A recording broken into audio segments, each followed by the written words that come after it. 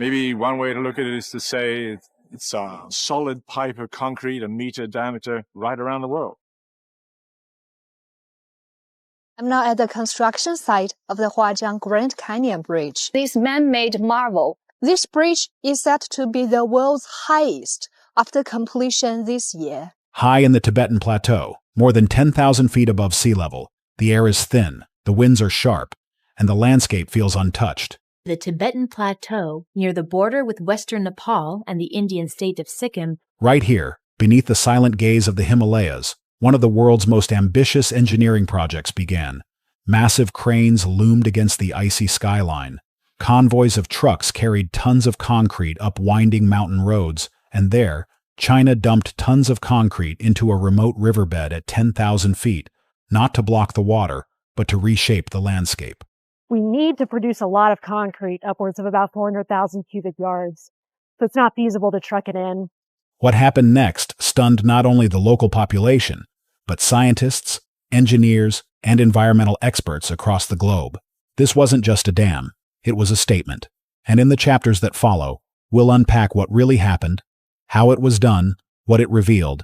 That is probably one of the largest bodies of man-made water ever, I would imagine. And why the consequences of this mountaintop move might still be unfolding. A river, a ridge, and a race against gravity. Flowing silently through the upper reaches of the Tibetan Plateau, the Yarlung Tsangpo River is one of Asia's most remarkable waterways.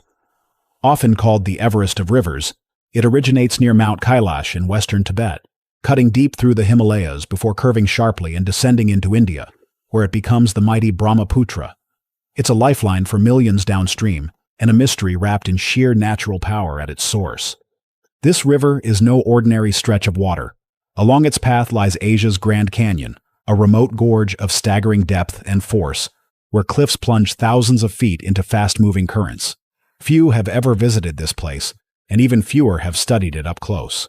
The terrain is dangerous, the climate extreme, and the elevation pushes both human and machine to their limits. Yet it was here, at nearly 10,000 feet above sea level, that China chose to begin one of its most ambitious infrastructure projects. A massive hydropower development that would require tons of concrete, years of construction, and a confrontation with both nature and geopolitics. The idea wasn't new. China has a long history of harnessing rivers for energy. From the Three Gorges Dam on the Yangtze to the lesser-known projects scattered across the country's rugged western provinces, the government has invested heavily in hydropower as a clean energy solution. It's a national priority tied to industrial growth, rural electrification, and long-term environmental strategy. But the Yarlung Tsangpo posed challenges like none before. For one, geology. The region sits on a fragile intersection of tectonic plates, an active seismic zone where rock shifts are common, and landslides are a real threat. The soil is often loose, and the riverbanks are steep, requiring innovative foundation work just to create stable ground for heavy machinery. Engineers had to calculate not just for force of water, but for the mountain itself. One miscalculation, and the entire structure could shift or collapse. Then, there's altitude. At 10,000 feet, everything slows down. Workers require oxygen support, machines lose efficiency, and concrete cures differently in the cold, dry air. Every truckload of materials had to climb narrow switchback roads carved into cliff faces, and every drop of cement had to be temperature-controlled to set properly. Beyond the physical risks, there were ecological concerns. The Yarlung Tsangpo is home to species found nowhere else on Earth. It feeds glacial systems, supports remote farming villages, and connects to India's river systems downstream.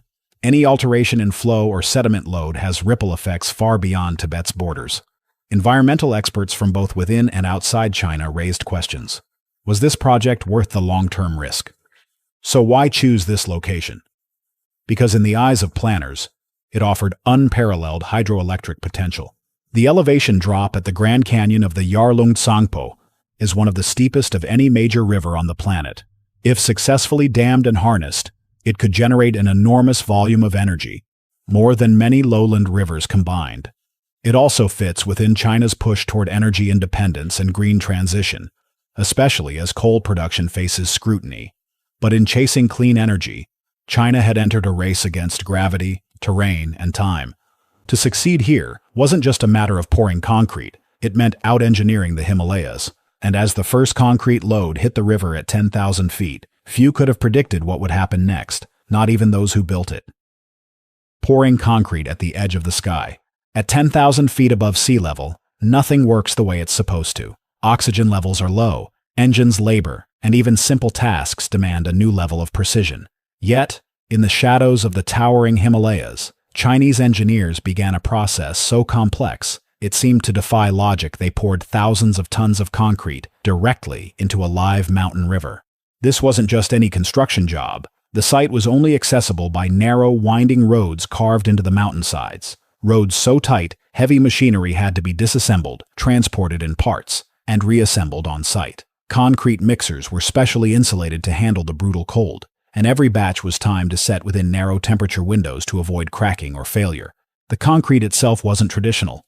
Engineers developed a customized high-altitude mix designed to cure slower and resist thermal shock from sudden drops in temperature. It had to be pumped through long steel tubes snaking down into the canyon, where it would meet rushing water and sheer rock walls. Ordinary building materials wouldn't last a day here, but that was just the beginning. One of the most difficult tasks was redirecting part of the river's flow temporarily, but safely. Small-scale diversions were created using reinforced barriers and smart drainage grids. These held back portions of the river long enough to establish a foundational footprint without triggering downstream flooding. Meanwhile, satellite surveillance and on-site sensors monitored real-time water behavior, ensuring no unexpected shifts could jeopardize the structure or the lives working around it. The crown jewel of this effort was the installation of vertical drop dam modules, stacked concrete cells that not only resisted water pressure from above, but were designed to accelerate the flow beneath. This would reduce sediment buildup and allow engineers to direct the river's force where needed. Think of it as a series of underwater terraces, each engineered to hold, release, and manage extreme hydrodynamic pressure. Also crucial were the containment walls, double reinforced concrete layers placed at intervals to absorb shock from rock movement. Built to flex slightly under pressure, they were lined with composite steel mesh and supported by titanium anchors driven deep into the rock bed. And all of it had to be done fast. Working conditions were harsh. The cold made tools brittle. The altitude caused fatigue, headaches, and coordination issues among workers, many of whom had to rotate in 10-day shifts. Concrete trucks had to make their deliveries within minutes of mixing to ensure usability. Drones helped with site inspections, but ultimately, much of the work still came down to human labor measured, methodical, and deeply dangerous. But perhaps the most impressive part wasn't the engineering, it was the sheer coordination. Hundreds of experts across structural engineering, geology, environmental science, and logistics worked in unison. One error in delivery timing, or one misjudged pour, could cause a structural fault that would undo months of progress, but they made it work. As the final set of concrete pylons of one of the lesser dams went into place, one engineer reportedly said, "It's over." But was it? From the surface, the mission was a success. The first dam structure had been placed paving the road for the massive structure that would be built to harness the impetuous power of the whole river. The river's energy was beginning to bend toward turbines still under construction. Yet even as workers packed their gear, subtle shifts were being detected. Downstream silt levels changed. Remote villages noticed earlier snowmelt. And somewhere, far from the site, scientists were watching closely. Because when you pour concrete into a living river at the edge of the sky, you don't always control what happens next. The moment, everything changed. For weeks, everything had gone according to plan. The concrete was holding, the flow was redirected, and engineers on site considered it a textbook success in extreme altitude construction. But on a cold morning, just after the final structure was reinforced, something changed. At first, it was subtle. Sensors began detecting unusual pressure shifts beneath the waterline. Readings showed a slight rise in underground flow velocity, almost imperceptible, but enough to warrant a closer look. Satellite imagery over the next few hours confirmed what no one on the ground could yet see. The riverbed had shifted. Then, it accelerated. Just 48 hours after the final concrete slabs were laid, a wall of sediment hundreds of meters downstream broke loose. A natural dam formed over decades by glacier melt and layered soil suddenly gave way. No explosives, no machinery, just pressure, released all at once. What followed wasn't catastrophic, but it was fast. A surge of water swept through low-lying canyons, carving new paths and flooding areas that had never seen water before. Local villages, miles from the dam site, saw riverbanks swell and irrigation systems collapse under the unexpected pressure. The event caught residents completely off guard. "We didn't hear anything, just the animals running," said one farmer from a downstream village. "And then we saw the river, moving differently. It was angrier, higher." Nearby, construction workers at the original dam site were quickly evacuated to higher ground. No injuries were reported, but the mood shifted instantly from triumphant to uncertain. The engineers had done everything by the book, so why had nature rewritten the rules? A team of hydrologists and geologists was dispatched within hours. They used aerial drones, sonar equipment, and satellite thermal scans to assess the flow. The findings were surprising, not because they indicated failure, but because they suggested an accelerated environmental chain reaction. Essentially, the massive dump of concrete, carefully managed and structurally sound, had acted like a keystone in a much larger puzzle. It redirected just enough pressure to unsettle older geological formations, triggering the sediment break and forcing the river into new, unpredictable channels. The most surprising element? This wasn't considered a disaster under official protocol. No infrastructure was destroyed. No lives were lost.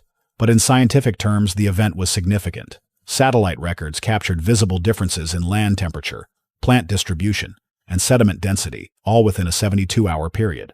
And it wasn't over. The redirection caused secondary effects. Water pools in new areas led to micro-flooding in nearby ecosystems. Temporary lakes formed and dissolved in valleys that had never held standing water. Some fish species vanished from their usual locations, prompting concern among local ecologists. Conservation groups began monitoring bird migration patterns, worried the disruption might impact feeding grounds. To outsiders, the dam still stood, and the skies above remained clear. It was a reminder. High in the mountains, at the edge of engineering and nature, control is always partial, and when you tip the balance, even carefully, you don't get to choose how the Earth responds. Science scrambles for answers. Within days of the Yarlung Changpo's unexpected shift, the global scientific community was on alert. Something had changed. It was a tremor in the ecosystem, a ripple through one of Asia's most important water arteries. And now, the task was clear. Understand what happened and what might happen next. Hydrologists, climate researchers, and geologists from multiple nations began analyzing the satellite data. They zoomed in on thermal maps, water clarity indexes, and geological displacement. Their first discovery was sobering. The riverbed had moved, not across a wide swath, but just enough to change water velocity in certain bends downstream. This seemingly minor shift had amplified flow rates in lower segments of the Yarlung Tsangpo. And because this river eventually becomes the Brahmaputra, these flow changes didn't stop at the Chinese border. Scientists in India reported mild but unusual increases in water levels along remote tributaries. It wasn't flooding, but it wasn't normal either. Researchers from the Indian Institute of Remote Sensing began working in tandem with global partners, comparing year-over-year flow rates, glacial melt patterns, and sediment transport across hundreds of kilometers. What emerged was a complex picture. The redirected pressure from the dam had created temporary acceleration zones, pushing water faster through narrow valleys, then dispersing it more broadly downstream. In real terms, this meant some villages saw earlier than usual irrigation surges, while others experienced mild erosion of crop soil from heavier current than they were used to. Rice paddies that depended on predictable water levels suddenly required replanting schedules to shift by weeks. One irrigation manager in Assam put it plainly, "It's not a flood, it's not a drought, but it's different, and when water behaves differently, everything we rely on changes too." At the same time, climate researchers saw this moment as an opportunity to test their predictive models in real time. They used fluid dynamics simulations to estimate how even small alterations to flow velocity and sediment load might cascade into broader environmental effects. The early findings were intriguing. If these trends continued, certain riverbanks in lower Assam and Bangladesh could change shape entirely within a decade, not through erosion, but through a shift in water behavior. The Chinese scientific community also responded, launching internal reviews and issuing technical bulletins to address growing speculation. Official statements emphasized that the dam's structure remained sound, and that all activity fell within operational safety limits. But even within these statements, acknowledgments of unintended regional flow patterns hinted at behind-the-scenes concern. For India, Nepal, and Bangladesh, countries downstream from the Yarlung Tsangpo and its Brahmaputra continuation, This prompted a wave of intergovernmental dialogues. While no official complaints were lodged, multiple research institutions called for greater data-sharing transparency between China and its neighbors, especially regarding upstream dam operations. It became clear that this wasn't just a local event. It was a regional hydrological experiment unfolding in real time. The long-term effects weren't catastrophic, but they were real. Shifts in farming, changes in aquatic habitats, and subtle stress on river ecosystems that had for centuries followed a reliable pattern. Meanwhile, scientific journals featured the case study as a rare example of high-altitude human intervention impacting river dynamics across borders. And still, one question lingered in the background of every research paper and policy discussion. If one dam could do this, what would happen if more followed? A dam or a warning? When engineers first proposed a hydroelectric project on the Yarlung Changpo, the goal was simple: harness one of the world's steepest river drops to generate clean energy. But after the unexpected downstream shifts, the project's narrative changed from one of innovation to one of deeper questioning. What had started as a feat of engineering now looked increasingly like a test of limits. Was this dam a breakthrough, or was it a subtle warning sign? From a structural standpoint, the project remained intact. The concrete held, the turbines functioned. There was no collapse, no emergency shutdown. Yet what followed, the pressure shifts, the accelerated sediment movement, and the cross-border hydrological ripple, was more revealing than any blueprint. In interviews with environmental planners, a theme emerged: systems thinking. They described the Himalayan watershed as a living organism, dynamic, responsive, and deeply interconnected. If you build on a fault line, one researcher said, you have to expect tremors, not just geological, but ecological and social. China has long championed infrastructure as a path to prosperity. Roads, rail, bridges, and especially dams have formed the backbone of development in remote regions. The Three Gorges Dam on the Yangtze remains the most famous and most debated example. But this latest Himalayan project was something different. It wasn't about powering cities. It was about testing the edge of what was possible. Could you pour thousands of tons of concrete into a river perched on the roof of the world and reshape it without consequence? The answer, it seems, is yes, but only partly. What followed the dam's construction wasn't failure, it was complexity, a new river behavior, subtle stress on old ecosystems, unanswered questions about how far engineering can go before nature begins to push back. These aren't the outcomes people protest or rally against, but they are the kind that build up, unnoticed, over time. If the Yarlung Changpo Dam represents a new era of high-altitude infrastructure, what other risks might follow? Could another project trigger sediment collapses that don't stop at the village edge? Could these upstream diversions affect groundwater recharge further south? Could shifting temperatures and altered flow patterns disrupt delicate monsoon rhythms? These are no longer theoretical concerns. The Himalayan region is fragile, not just physically, but geopolitically. It's shared by multiple nations with deep cultural ties to the rivers that start there. When one country changes the course, literally or symbolically, it can shift more than just water. And then there's the ethical question. Should we build in places where the margin for error is this thing, where the tools are cutting edge, but the outcomes remain uncertain? The Yarlung Changpo Dam shows what's possible, but also what's unpredictable. It's a symbol of human reach, but maybe also a quiet reminder of nature's final say. Engineers involved with the project still stand by it. They point to renewable energy gains,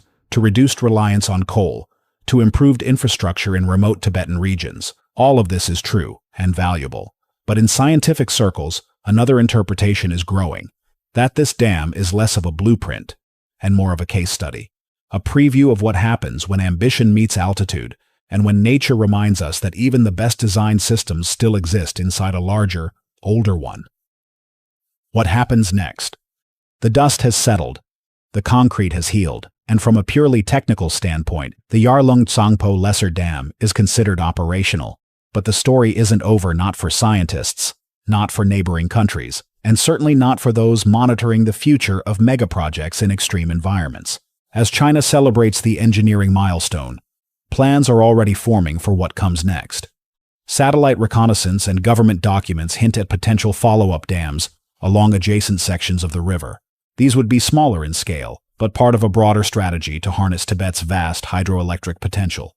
According to official energy reports, the region could eventually contribute up to 15% of China's total hydropower output if fully developed. That possibility has triggered responses well beyond China's borders.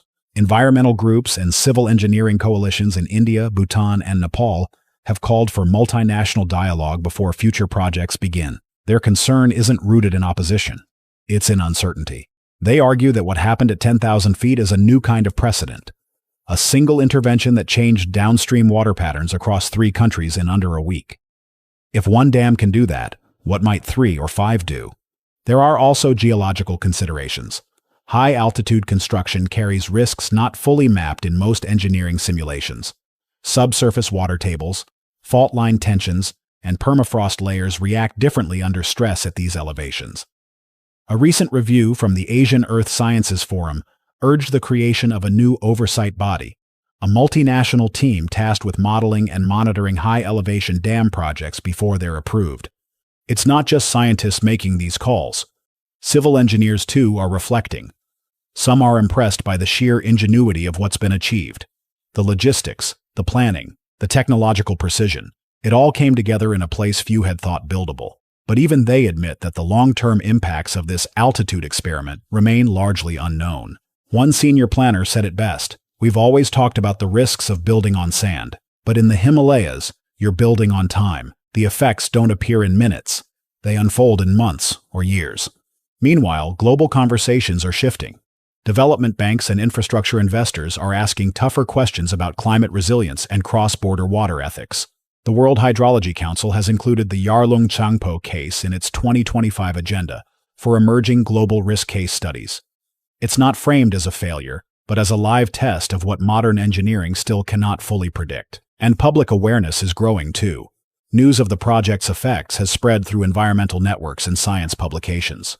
Short documentaries, university case studies, and online forums are now using it as a prime example of how a single dump of concrete, however calculated, can turn into a global discussion. So, what happens next? Most likely, more construction, more research, more cautious optimism.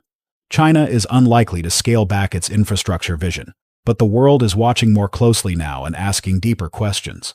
Perhaps the greatest outcome isn't the dam itself, but the shift in tone it triggered. Where once high-altitude dams were seen purely through the lens of energy gain, they're now viewed as part of a broader web: ecological, political, and cultural. The Earth shifted.